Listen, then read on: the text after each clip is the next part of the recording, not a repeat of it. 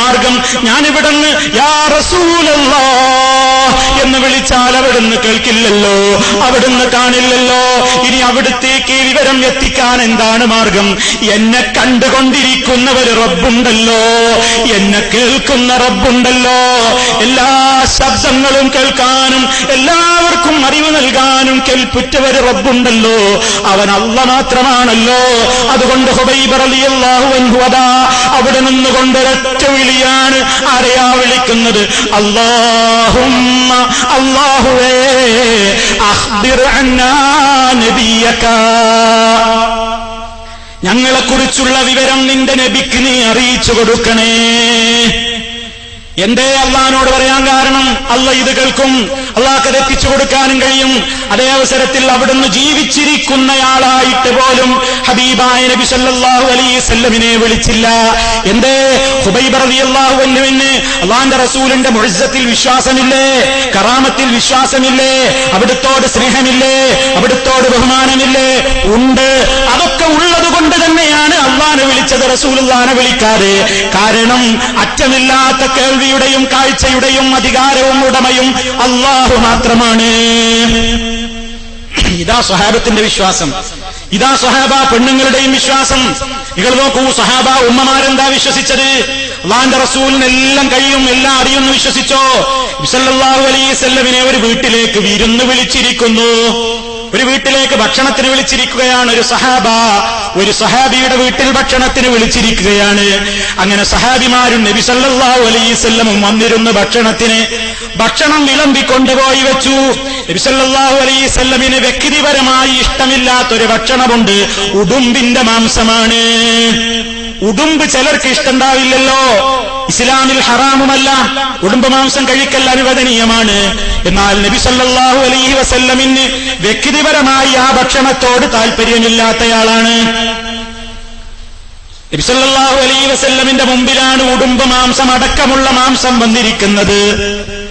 നബി സല്ലല്ലാഹു അലൈഹി വസല്ലം അതാ ആ വീട്ടിൽ ഭക്ഷണത്തിന് ചെന്നിരുന്നപ്പോ മറ്റു സഹാബിമാരുടെ കൂടെ ഇരുന്ന് ഭക്ഷണത്തിന് കഴിക്കാനൊരുങ്ങുമ്പോ ഉടുമ്പ് മാംസമുള്ള പ്ലേറ്റിലേക്കാണ് അവിടുത്തെ കൈ നീളുന്നത്. ഉടനെ അതാ അകത്തു നിന്നൊരു വിളി. ആരാ വിളിച്ചത്? നമ്മുടെ ഉമ്മമാരാണ്, സഹാബ ഉമ്മമാരാണ്. സഹാബ ഉമ്മമാരകത്ത് നിന്ന് പുറത്തുള്ള സഹാബിമാരോട് വിളിച്ചു പറയുകയാണ്, ഹബീബായ നബി സല്ലല്ലാഹു അലൈഹി വസല്ലമിനോട് പറയൂ, അത് ഉടുമ്പ് മാംസമാണെന്ന്. ഉടുമ്പിന്റെ മാംസമാണ് നബിയെ അത് എന്ന് പറയൂ, ഇല്ലെങ്കിൽ നബി അതാണല്ലോ എടുക്കാൻ പോകുന്നത്, അത് പറഞ്ഞു കൊടുക്കൂ എന്ന് ഭക്ഷണം പാകം ചെയ്ത ഉമ്മമാര് പുറത്തുള്ള സഹാബിമാരോട് വിളിച്ചു പറയുന്നു. എന്തേ സഹോദരാ നമ്മൾ പഠിക്കേണ്ടത്? ആ ഉമ്മമാർക്ക് റസൂലുള്ളാഹിനോട് ബഹുമാനമില്ലേ? ആ ഉമ്മമാർക്ക് റസൂലുള്ളാഹിയുടെ മുഅ്ജിസത്തിൽ വിശ്വാസമില്ലേ? ആ ഉമ്മമാർക്ക് റസൂൽ സല്ലല്ലാഹു അലൈഹി വസല്ലമിന്റെ കറാമത്തിൽ വിശ്വാസമില്ലേ? അവർ എന്താ മനസ്സിലാക്കിയത്? ഞങ്ങളിവിടെ ഭക്ഷണം കൊണ്ടുവന്ന് വെക്കുന്നത് പോയിട്ട് ഞങ്ങളിവിടെ അറുത്തത് ഒരുക്കുമ്പോ അത് അടുപ്പിൽ വെച്ച് പാകം ചെയ്യുന്നത് വരെ ഹബീബായ നബി സല്ലല്ലാഹു അലൈഹി വസല്ലം കണ്ടിട്ടുണ്ട്, കേട്ടിട്ടുണ്ട്, അറിഞ്ഞിട്ടുണ്ട്. അവിടുത്തേക്ക് എല്ലാ രഹസ്യങ്ങളും അറിയാമെന്നവർ വിശ്വസിച്ചിരുന്നുവെങ്കിൽ അതാ കൂട്ടുകാരനോട് പറഞ്ഞേക്കൂ, അത് ഉടുമ്പിന്റെ മാംസമാണെന്ന് പറഞ്ഞേക്കൂ എന്ന് എന്തിന് നമ്മുടെ ഉമ്മ അതാ അടുക്കളയിൽ നിന്ന് വിളിച്ചു പറയണം എന്ന് എന്റെ പ്രിയപ്പെട്ട ഉമ്മമാരും സഹോദരന്മാരും ചിന്തിക്കണം. അവർ വിശ്വസിച്ചതെന്താ? നബി സല്ലല്ലാഹു അലൈഹി വസല്ലം ആണെങ്കിലും എല്ലാ കാര്യങ്ങളും രഹസ്യങ്ങളും അവിടുത്തേക്ക് അറിയൂല. അല്ലാഹു അറിയിച്ചു കൊടുത്ത രഹസ്യങ്ങളെ അവിടുന്ന് അറിഞ്ഞിട്ടുള്ളൂ. അള്ളാഹു അറിയിച്ചു കൊടുക്കാത്ത കാര്യങ്ങൾ അവിടുന്നും അറിഞ്ഞിട്ടില്ല. നിങ്ങൾ നോക്കൂ, നമ്മൾ എപ്പോഴും കേൾക്കാറുള്ള ഒരു ചരിത്രമില്ലേ? നബി സല്ലല്ലാഹു അലൈഹി വസല്ലമിന്റെ മദീനത്തെ പള്ളി അടിച്ചു വാരിയിരുന്ന ഒരു ഉമ്മയുണ്ടായിരുന്നു. ആ ഉമ്മയെ ഒരു ദിവസം നബി സല്ലല്ലാഹു അലൈഹി വസല്ലം പള്ളിയിൽ നോക്കിയപ്പോൾ കാണുന്നില്ല. സഹാബിമാരോട് ചോദിച്ചു, എവിടെ പോയി അവർ? സഹാബത്ത് പറഞ്ഞു, നബിയെ, അവരിന്നലെ മരിച്ചല്ലോ, ഞങ്ങൾ ഇന്നലെ അവരെ സംസ്കരണം നടത്തിയല്ലോ, ഇന്നലെ അവരുടെ ഖബറടക്കവും കഴിഞ്ഞല്ലോ. നബി സല്ലല്ലാഹു അലൈഹി വസല്ലം പറയുകയാണ്, നിങ്ങൾ എന്തേ എന്നെ വിവരം അറിയിക്കാഞ്ഞത്? ആവട്ടെ, നിങ്ങൾ അറിയിക്കാഞ്ഞത് എന്തോ ആകട്ടെ, സഹാബിമാര് നബിയെ ബുദ്ധിമുട്ടിക്കണ്ട എന്ന നിലക്ക് രാത്രിയിൽ തന്നെ കൊണ്ടുപോയി മറവ് ചെയ്തതാണ്. നബി സല്ലല്ലാഹു അലൈഹി വസല്ലം ആ സ്വഹാബിമാരോട് ആവശ്യപ്പെടുകയാണ്, എനിക്ക് നിങ്ങൾ ആ ഖബറൊന്ന് കാണിച്ചു തരൂ. അങ്ങനെ ഖബർ കാണിച്ചു കൊടുത്തപ്പോ നബി സല്ലല്ലാഹു അലൈഹി വസല്ലം അവർക്ക് വേണ്ടി ഖബറിൽ വെച്ച് ജനാസ നമസ്കാരം നടത്തുന്നു. ഖബറിൽ വെച്ച് ഒരു നിസ്കാരവും പാടില്ല. പക്ഷേ ഇങ്ങനെ മയ്യത്ത് നിസ്കാരം നടത്തിയിട്ടില്ലാത്ത ഒരാൾക്ക് അങ്ങനെ ഖബറിന്റെ സമീപത്ത് വെച്ച് ജനാസ നമസ്കാരം നിർവഹിക്കാമെന്നുകൂടി ഹബീബായ നബി സല്ലല്ലാഹു അലൈഹി വസല്ലമ അതിലൂടെ നമുക്ക് പഠിപ്പിച്ചു തരുന്നു. അപ്പൊ മദീനത്ത് നടന്നൊരു മരണം ഹബീബായ നബി സല്ലല്ലാഹു അലൈഹി വസല്ലം അറിഞ്ഞില്ല. എന്തേ? അതറിയാൻ അവിടുന്ന് അറിയുന്ന പരിധിയിലല്ല, അതറിഞ്ഞില്ല. ആരും പറഞ്ഞു കൊടുത്തതുമില്ല, പറഞ്ഞതുമില്ല. അതേ അവസരത്തിൽ അതാ ഹബീബായ നബി സല്ലല്ലാഹു അലൈഹി വസല്ലം മദീനത്തല്ലേ, എത്രയോ കാലങ്ങൾക്കകലെ ദൂരെയുള്ള സ്ഥലമാണ് അബ്സീനിയ, എത്യോപ്യ എന്നറിയപ്പെടുന്ന സ്ഥലം. അവിടെ ഒരു രാജാവുണ്ടായിരുന്നു.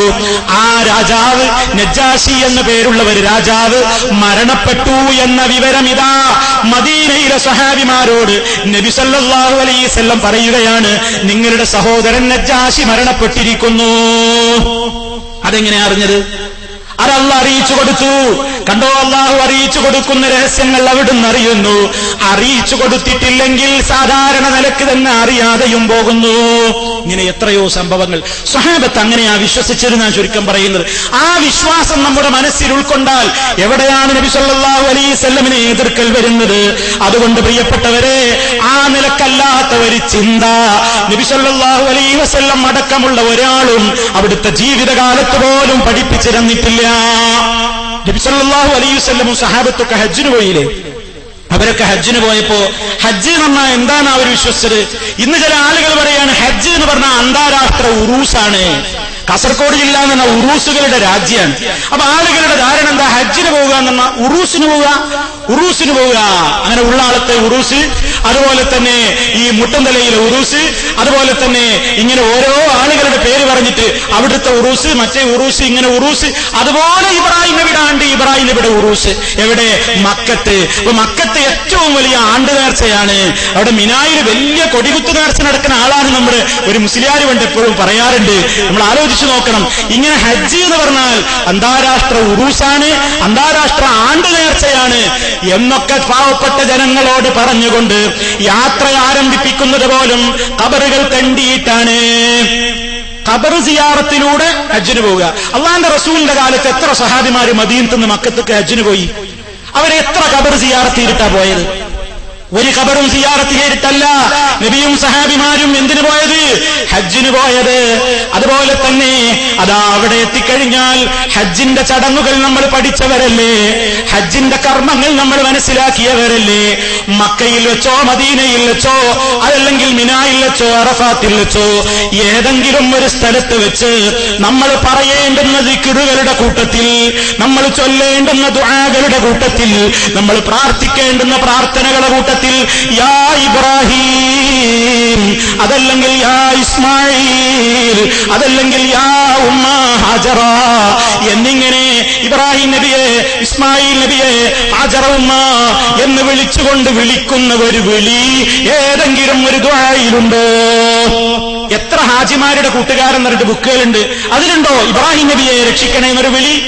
ഇനി അതല്ലെങ്കിൽ ബിഹഖി ഇബ്രാഹിം അലൈഹിസ്സലാം, ബിജാഹി ഇസ്മായിൽ അലൈഹിസ്സലാം, ബിബറക്കത്തി ഹാജറ അലൈഹിസ്സലാം എന്നിങ്ങനെ അവരുടെ ഹഖ് ജാഹ് ബർക്കത്ത് കൊണ്ടുള്ള ഒരു ദുആയെങ്കിലും ഹജ്ജിന്റെ ഗൈഡുകളിൽ നിങ്ങൾ വായിച്ചിട്ടുണ്ടോ?